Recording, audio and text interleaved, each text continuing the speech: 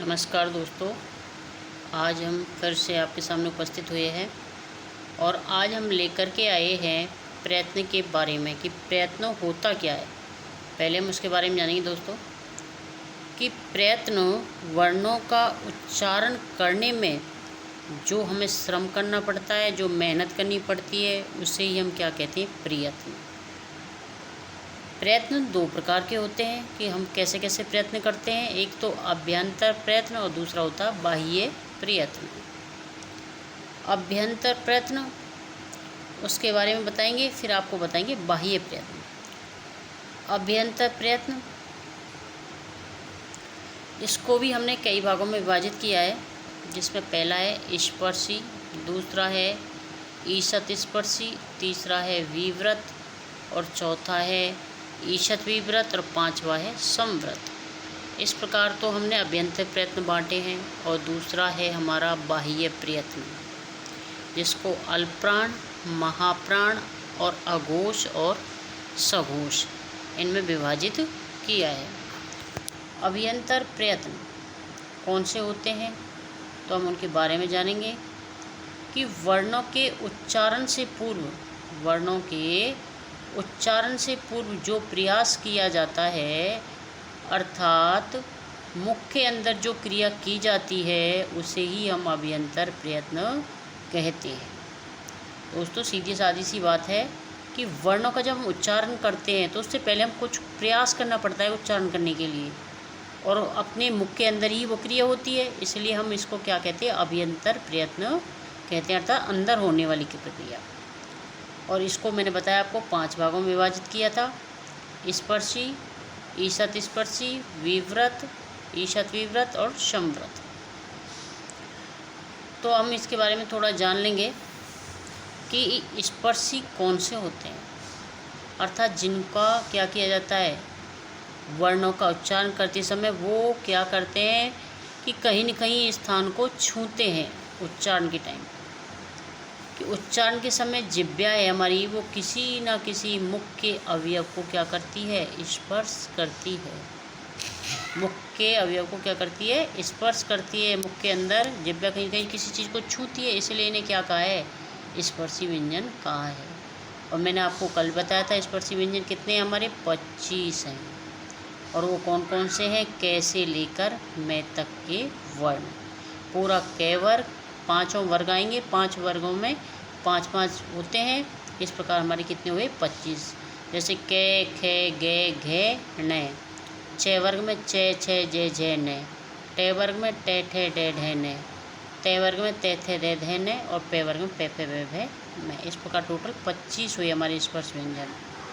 दूसरा है हमारा ईषत् स्पर्शी, अर्थात स्पर्शी में तो छूती है परंतु ईषत् स्पर्शी में कम छूती है, अर्थात जिनका उच्चारण करते समय हमारी जिह्वा कम स्पर्श करती है उसकी तुलना में थोड़ा, उनको हम क्या कहते हैं, ईषत् स्पर्शी व्यंजन कहते हैं। इसमें ये, रे, ले और वे कौन कौन से ईषत् स्पर्शी, ये, रे, ले, वे।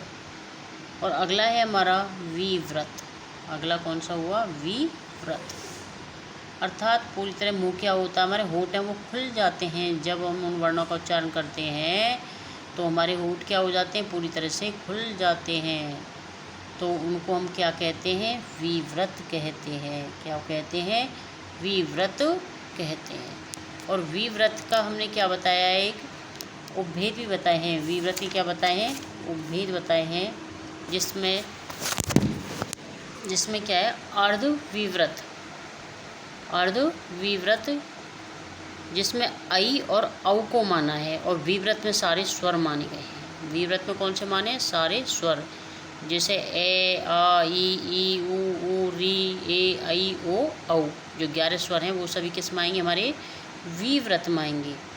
तो इस प्रकार हमने आज इतनी ही चर्चा की है। आगे हम इसके बारे में बताएंगे जो हमारे आगे रह गए हैं, कौन कौन से रह गए, ईषत् विव्रत और संव्रत।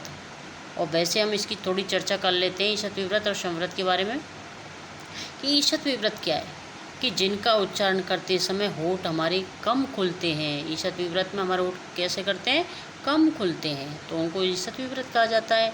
और विव्रत में होठ हमारे पूरे खुल जाते हैं, उसमें सारे स्वर आ जाते हैं। तो ईषद विव्रत में कौन से आएंगे फिर? से, शे, है। उस व्यंजन है वो सारे किस में आएंगे? हमारे ईषद विव्रत में आएंगे। शे, है। फिर अगला है हमारा संव्रत। संव्रत का अर्थ है अर्थात मुख पूरी तरह से केवल बंद सा दिखाई देना। अर्थात संव्रत का अर्थ होता है वापस से लौटना या सिकुड़ना। अर्थात कि हम जब उच्चारण करते समय हमारा जो मुख अवयव है ऐसी अवस्था में गतिशील रहते हैं कि जो हमारा मुख है वो क्या हो जाता है? वापस से सिकुड़ जाता है, मुंह बंद सा हो जाता है। तो उनको हमें क्या कहते हैं? संव्रत कहते हैं। और इसका भी एक उपभेद बताया है, अर्धसंव्रत। अर्धसंव्रत मतलब थोड़ा आधा, थोड़ा होठ खुलते हैं, तो उनको कहते हैं ए और ओ, ए और ओ। और संव्रत के हैं कौन कौन से हुए? ए, ई, ऊ, ऊ, ए, ई, ऊ। ये कौन से हुए? संव्रत। और फिर अपन थोड़ा चर्चा करते हैं बाह्य प्रयत्नों के बारे में। बाह्य प्रयत्न होते क्या हैं उनके बारे में थोड़ा हम जान लेंगे आज। बाह्य प्रयत्न होते क्या है? तो बाह्य प्रयत्न वर्णों का उच्चारण करने के फलस्वरूप जो क्रिया होती है, वर्णों का जब हम उच्चारण करते हैं तो उनके फलस्वरूप जो क्रिया होती है, अर्थात उच्चारण करने के पश्चात मुख के बाहर जो ध्वनि आती है उसे ही हम क्या कहते हैं? बाह्य प्रयत्न कहते हैं। सीधी सी बात है, अभ्यंतर प्रयत्न तो मुख के अंदर क्रिया होती है, और बाह्य प्रयत्न में उच्चारण करने के फलस्वरूप जो क्रिया होती है, तो उच्चारण के पश्चात मुख से बाहर जो ध्वनि निकलती है ना, उसको हम बाह्य प्रयत्न कहते हैं। और बाह्य प्रयत्न संस्कृत में तो 11 माने गए हैं, परंतु हिंदी में हमारे 4 प्रकार के ही माने हैं, जिनमें मैंने आपको बताया है अल्पप्राण, महाप्राण, अघोष और सघोष। और आप जानते हो इनके बारे में थोड़ा थोड़ा जान लेते हैं कि अल्पप्राण कौन से हैं। अल्प मान होता है थोड़ा और महा मान होता है बड़ा।